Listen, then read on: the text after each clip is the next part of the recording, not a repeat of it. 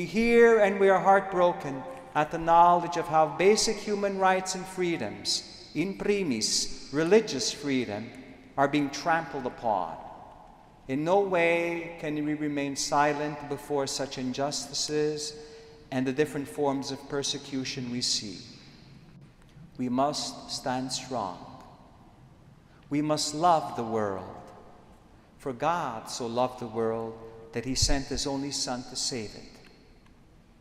But we must not kneel before it, as Jacques Maritain prophetically wrote decades ago.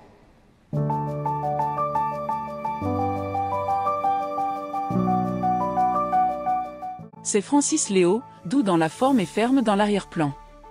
Lorsqu'il a pris ses fonctions, en tant qu'archevêque de Toronto, dans la cathédrale Saint-Michel-Archange, il s'est présenté aux fidèles sans avoir plus d'un tour dans son sac, sans réserve, comme il l'est et avec un leadership spirituel incontestable et une sécurité personnelle qui ont surpris les siens et les étrangers. Francis Léo a reçu son ordination épiscopale quelques mois plus tôt à Montréal et a été nommé évêque auxiliaire, où il n'était pas le pasteur principal du diocèse, mais à Toronto, il l'était. Forgiveness of sins, do this in memory of me.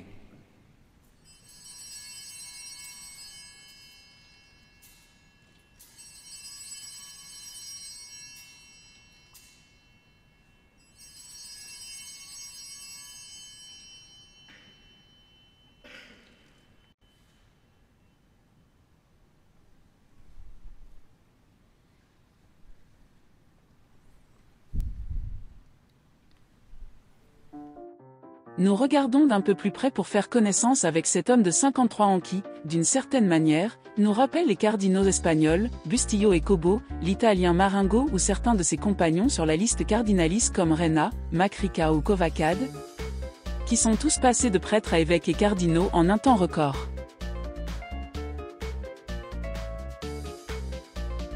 Francis Léo est né à Montréal en 1971, il a vécu dans Petite Italie. Il est le deuxième enfant de parents immigrés italiens. Ses parents sont arrivés au Canada à l'adolescence, dans les années entre 50 et 60. Il souligne lui-même l'énorme influence que le mode de vie italien a sur lui. I consider it a grace and a blessing to be able to be born and raised in an Italian family in Montreal, where we kept the traditions of the old country, the language, customs, and those wonderful values of family and hard work and faith and helping one another and trying to achieve excellence, you know. And so these are the sacrifices of our parents and grandparents. Remain with you always. Sous cette apparence d'un homme lent, mesuré, excessivement calme, accessible et souriant, il y a le Francis Léo passionné par Dieu, l'Église et l'humanité. Il parle doucement, mais avec beaucoup d'autorité et sans complexe, dans le sens d'élever l'auditeur. En lui, il est courant d'entendre des expressions en latin pour souligner les idées, il va aux origines qu'il puise dans sa connaissance très profonde des sources et de la tradition de l'Église. So it's no secret that for many of our contemporaries, we're living in somewhat chaotic times, with strife, hardships, and anxiety. I've been meandering somewhat on the state of affairs. I turn to the perennial, age-old wisdom found in the monastic tradition. Plunging into the depths of those masters of the human soul and of the human condition, allow me to share some of the golden nuggets I discovered in my spiritual mining exercise. Was the realization that there is an antidote to the many and destructive kinds of polarization. Have you noticed how all around us there are people who feel invisible, unheard, and lonely? Now, Saint Benedict begins his rule, the prologue, with the beautiful and touching words, "Listen, my child, to the instructions of the teacher, and attend to them with the ear of your heart." The original Latin is beautiful. "Obsculta, o fili, precepta magistri, et incline aurem cordis tui." to listen with the ear of the heart.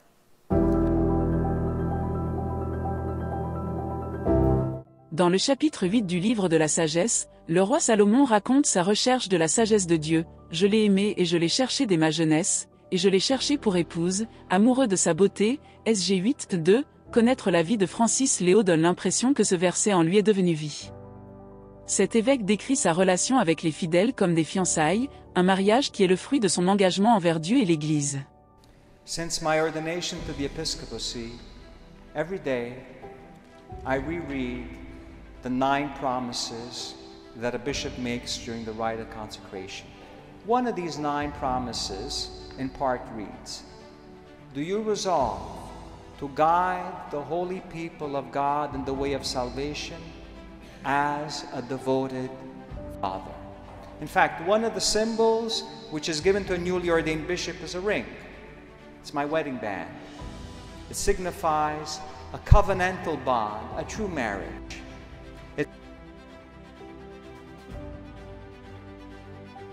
Avec le cardinal Francis Léo, nous trouvons un homme qui parle de l'habituel. La sainteté, le Christ, Marie, le salut, le péché, la conversion, l'amour, le don de soi, les saints, les pères de l'Église, la culture de la mort, la vie, la dignité, l'intercession, la dévotion, la piété, les vertus, la vie paroissiale, la communauté, les vérités éschatologiques, la prière, le discernement, l'esprit, le sacrifice. Cependant, il y a quelque chose en lui qui fait que l'habituel sonne différemment. Pourquoi devrait-il en être ainsi? Non seulement parce que d'autres ne parlent pas d'une manière aussi naturelle des essences catholiques. Qu'est-ce qui fait la différence chez ce pasteur qui aspire à la sainteté et prêche à ce sujet? La mélodie de Francis Léo est si différente, si joyeuse, si pleine de foi, d'harmonie et d'espoir qu'il vaut la peine à la fois de la suivre, et peut-être pour écrire son nom en vue du prochain conclave. Entrelacé avec son itinéraire de vie, nous découvrons une personnalité très équilibrée et audacieuse. Son cursus académique est puissant et sa carrière ministérielle riche et variée. Un prêtre qui a eu l'occasion de s'immerger dans différents domaines, paroisse, professeur de philosophie et de théologie, formateur de séminaristes, accompagnateur spirituel, membre actif du service diplomatique du Saint-Siège, doté de compétences organisationnelles et de leadership en tant que secrétaire général de la Conférence épiscopale canadienne. De cette façon, le pasteur infatigable s'est figé dans son activité. Son diocèse, Toronto, est le plus grand du Canada catholique, avec 2 millions de catholiques et une variété de nationalités qui, comme New York, célèbrent la messe tous les dimanches en 30 langues. Son travail incessant de prédication, qu'elle soit orale ou écrite, se distingue. Il envoie des messages pastoraux assidûment dans un style amical, direct, catéchétique et avec un accent particulier sur l'enseignement des aspects de la vie spirituelle, la croissance dans les vertus, dans l'amour de Dieu d'une manière aussi traditionnelle qu'originale, et concrète et persuasive. Nous préférons le Christ à la politisation, la dévotion à la ruse, la grâce à la haine, la vérité à l'idéologie, a-t-il écrit dans le message pastoral pour la dévotion au Sacré-Cœur.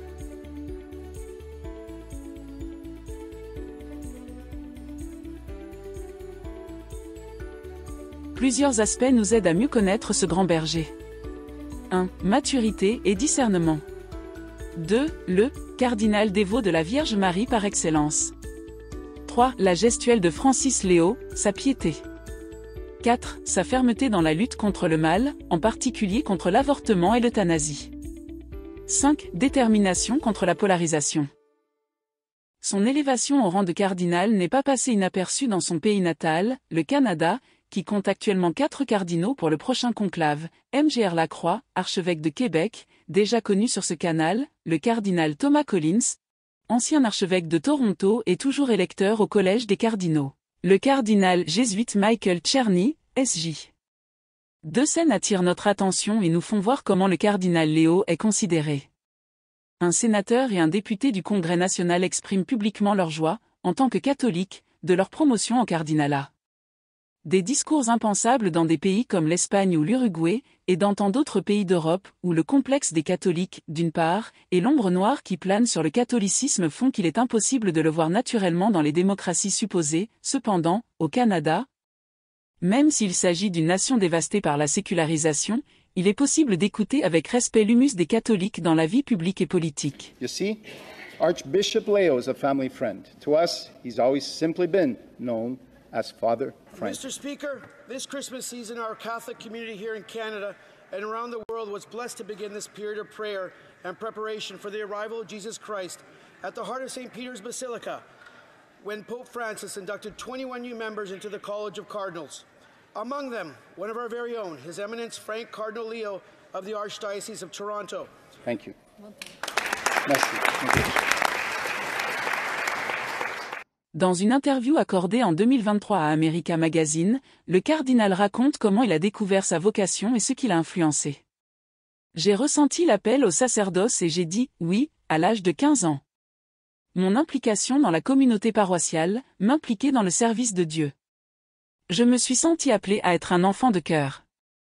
Et puis le scoutisme, la chorale et tout ça. Le deuxième moment clé a été la prière et l'accompagnement. Le prêtre me dit: nous avons tous deux vocations, la première à la sainteté et au service, qui est l'appel universel à la sainteté. La seconde est la vocation personnelle. Ainsi, ce n'était pas moi qui essayais de tout comprendre par moi-même, Jésus l'avait déjà compris. Le moyen était de se connecter avec lui et de lui demander. Et ma prière a changé. Non plus comme quelque chose d'égocentrique, mais de christocentrique, cherchant sa volonté pour moi. Il dit qu'avant d'entrer au séminaire, il avait des doutes sur le fait de devenir religieux ou diocésain. Il s'est consacré à la lecture de la vie des fondateurs, des saints, il a tout remis en question, son inclination était pour les dominicains, il aimait être contemplatif et conquérant. Finalement, en 1990, il devient clair pour lui qu'il veut être prêtre séculier et entre au grand séminaire de Montréal. J'aime les dominicains parce qu'ils me semblent être comme les jésuites, un bon mélange de contemplatif et d'actif, de Thomas d'Aquin, son bon sens. La foi et la raison ne sont pas ennemies, elles travaillent ensemble. J'ai été impressionné par le témoignage de Saint Dominique, un homme qui a répondu aux besoins de l'époque, et par celui de Sainte Catherine de Sienne, membre italienne du tiers-ordre de Saint-Dominique, et par son travail pour le renouveau de l'Église. Aujourd'hui, il est prêtre associé du tiers-ordre dominicain.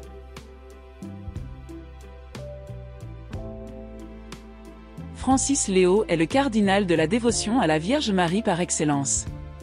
La Vierge Marie est l'épine dorsale de ce jeune cardinal. Sa thèse de doctorat portait sur la Vierge Marie dans la prédication de Savonarola, un moine du XVe siècle. De plus, sur les plus de 70 cardinaux connus jusqu'à présent sur cette chaîne, il est le seul que nous ayons rencontré spécialisé dans la mariologie. Sa spécialité n'est pas seulement théorique à partir de la théologie, mais incarnée dans la vie et la prédication. Avec l'archevêque de Toronto, les dates les plus importantes de sa vie, toutes, sont marquées par la présence de la Vierge Marie d'une manière ou d'une autre. Cependant, en 1996, il a reçu l'ordination sacerdotale en la fête de Saint Jean de la Croix, le 14 décembre. Léo est un homme aussi spirituel que studieux, il n'est pas difficile d'imaginer qu'il connaît le saint et poète espagnol à fond. À cet égard, il affirme que ses endroits préférés pour se retirer et être avec Dieu sont les monastères. En fait, il est sur le point d'ouvrir un autre monastère dans son diocèse de Toronto. En ce qui concerne le discernement, nous avons déjà vu que, dès son plus jeune âge, il a fourni les moyens de prendre la bonne décision et de découvrir la volonté de Dieu. En 2006, le nonce au Canada l'invitait à se joindre au service diplomatique du Saint-Siège. Léo raconte qu'au début, il a hésité et qu'il a eu des scrupules. J'étais content de mon travail pastoral, surtout avec les familles et les jeunes. Mes deux amours étaient la paroisse et l'enseignement. J'avais des doutes, mais à la fin je me suis dit, bon, si ça ne marche pas, je vais rentrer et décider de rejoindre le service diplomatique. Après son passage à l'Académie pontificale ecclésiastique, cet homme qui parle italien, anglais, français et espagnol, a eu des affectations à Bangkok, en Australie et à Hong Kong. Sa mère Rose, morte jeune, à l'âge de 61 ans alors qu'il était en Australie, pour lui c'était une énorme perte car il était très proche d'elle, comme il est aujourd'hui de son père. En 2012, sa vie a changé et il est entré dans une sorte de crise ministérielle, il a commencé à douter de devoir continuer ou non dans le service diplomatique. L'étincelle s'est allumée après avoir parlé à l'évêque de Montréal, ils ont commenté les besoins du diocèse et il avait des doutes parce que, selon lui, dans cette conversation avec l'évêque, quelque chose s'est ravivé dans son cœur. Il se demandait si la vie diplomatique était vraiment ce qu'il voulait pour le reste de sa vie. il est retourné voir l'évêque et il lui a fait voir qu'il pouvait prendre la décision qu'il voulait, mais qu'il y avait le séminaire au coin de la rue et qu'il avait besoin de formateurs pour les séminaristes. Léo commente. Je crois vraiment au pouvoir de la prière et du discernement. C'était un discernement difficile à faire. J'ai donc parlé à des gens de foi et sages dans les voies du Seigneur, et à mon directeur spirituel, qui était jésuite. Et puis c'est devenu clair. C'est devenu clair, et c'est pourquoi je me sentais heureux. Sa thèse doctrinale soutenue en 2004 et qui portait sur la prédication du frère Jérôme Savonarola sur la Vierge Marie, révèle d'autres traits de Francis Léo. C'est un texte délicieux pour les amoureux de l'histoire de l'Église, des changements et des teintes de la piété populaire au cours des siècles et surtout pour lire des paragraphes magistraux sur la véritable dévotion à la Vierge Marie. Parmi de nombreux traits, Francis Léo est un homme positif, extrêmement délicat. Il est impossible d'entendre de sa part des situations négatives sur les gens de l'Église, il exprime sa proximité avec le pape Francis. Mais il est réaliste et n'hésite pas à traiter et à analyser les grands problèmes à l'intérieur et à l'extérieur de l'Église, son style se distingue par la charité et la prudence. Dans sa thèse de doctorat, il aborde un personnage controversé, Savonarola, saint ou hérétique. Il fut accusé d'hérésie et exécuté par l'Inquisition du XVe siècle. Léo confirme que le fougueux frère Savonarola était un prédicateur colossal, qu'il n'était pas un hérétique mais extrêmement orthodoxe dans la doctrine, mais qu'en plus d'être apocalyptique et réformateur, il était un accusateur non déguisé contre le pape et les Médicis, dénonçant leur corruption et leur déviation morale. Chez Savonarola, deux choses ont échoué, la désobéissance, ce qui n'arrive pas aux saints, et un excès de zèle en colère. Des attitudes erronées qui se produisent également aujourd'hui dans de nombreux secteurs de l'Église. Le discernement sur la façon d'agir avec charité et vérité n'est pas facile, peut-être la réponse se trouve-t-elle dans la douceur et la pureté du cœur, et il semble que ce style de Francis Léo diffère de Savonarola ou des nombreux Savonarola ardents qui poussent dans certains milieux catholiques du XXIe siècle. En 2022, le 11 février, en la fête de Notre-Dame de Lourdes, le Vatican a annoncé la nomination de Francis Léo comme évêque auxiliaire de Montréal. Le cardinal Francis commente qu'il était figé qu'il ne s'attendait pas à cette nomination, il a choisi la devise épiscopale « Faites tout ce qu'il vous dit » de l'évangile de Saint Jean chapitre 2, 5 où les noces de Cana sont racontées. Et comme il ne pouvait en être autrement, il fut ordonné évêque à une autre date mariale, le 12 septembre, en la fête du doux nom de Marie. Comme nous l'avons déjà dit, le cardinal Léo est connu pour ses gestes, les petits détails nous parlent d'une personne pieuse, consciencieuse, concentrée sur l'ici et maintenant. C'est un homme attentif à la piété, il incline la tête en prononçant le nom de Jésus-Christ pendant la messe, après avoir communié s'il donne le ciboire à un diacre pour l'apporter au tabernacle, il s'agenouille. Mais s'il y a bien un geste qui l'a rendu normal et qui ressort par-dessus tout, c'est celui qu'il prêche avec la crosse. Il n'est pas habituel de voir d'autres évêques prêcher toujours la crosse à la main. Qu'est-ce que cela nous dit de lui? Sa conscience de pasteur et le fait qu'il incarne ce que représentent les symboles. L'évêque quand il prêche assis sur la chaire de son église, de sa cathédrale, il le fait toujours avec la mitre, cela signifie qu'en tant que successeurs des apôtres, ils ont le pouvoir de prêcher, ils sont les enseignants dans la prédication de la parole de Dieu dans le cadre de leur ministère épiscopal, et la crosse? La crosse est le symbole de l'autorité du pasteur. Autorité qu'il assume le naturel. Christ in the Eucharist by Eucharistic devotions, that is, like the first Fridays of the month, benediction. We come to Jesus who's truly, really, substantially present, and we put ourselves in front of Him, face to face. Quelques mois plus tard, nous sommes déjà en 2023, une autre bombe inattendue pour MGR Francis, le nonce l'appelle et confirme que le pape le nomme archevêque de Toronto. Sa réaction a été: vous plaisantez? Non, ce n'est pas possible et qu'il était sans voix. Ainsi, à une autre date mariale, le 25 mars, jour de l'Annonciation de la Vierge Marie, il a pris ses fonctions comme nouvel archevêque de Toronto, diocèse d'une grande vigueur pastorale, particulièrement axé sur l'action pro-vie, tant dans la prévention de l'avortement que dans la lutte contre les législations contraires à la dignité humaine. L'engagement des évêques canadiens, ainsi que ceux des Pays-Bas, contre l'euthanasie est admirable. Mettre en œuvre des programmes de soins palliatifs pour tenter d'atténuer les ravages de l'euthanasie. Enfin, le 7 décembre, veille de la fête de l'Immaculée Conception, Francis Léo est élevé au rang de cardinal. Ce pasteur est authentique, il suit sa piste et apprend de son enseignement, d'un homme qui est gouverné par la prière, par la dévotion de son Fils à la Vierge Marie, qui vit son dévouement pastoral comme un père de famille, où l'on entrevoit en lui seul l'affirmation de vérités catholiques dignes de confiance. Le prochain sera son premier conclave et Dieu seul sait si peut-être, aussi le dernier. Je trouve qu'il y a un grand besoin de connaître la mère du Christ, pour notre propre chemin de foi et pour le bien de l'Église. Porque solo Dios sabe quién entra como cardenal y quién debería salir elegido como el 267 Papa de la Iglesia Católica para liderar parte del siglo XXI.